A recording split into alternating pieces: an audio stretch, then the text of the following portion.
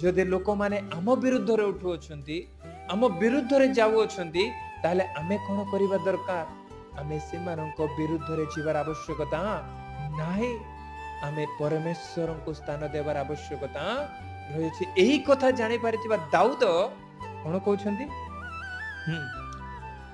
ମୋର ପ୍ରାଣ ଅନ୍ୱେଷଣକାରୀ ମାନେ ଲଜ୍ଜିତ ଓ ହତାଶ ହୁଅନ୍ତୁ, ମୋ କ୍ଷତିରେ ସନ୍ତୁଷ୍ଟ ଲୋକମାନେ ପଛକୁ ଫେରି ଯାଇ ଅପମାନିତ ହୁଅନ୍ତୁ।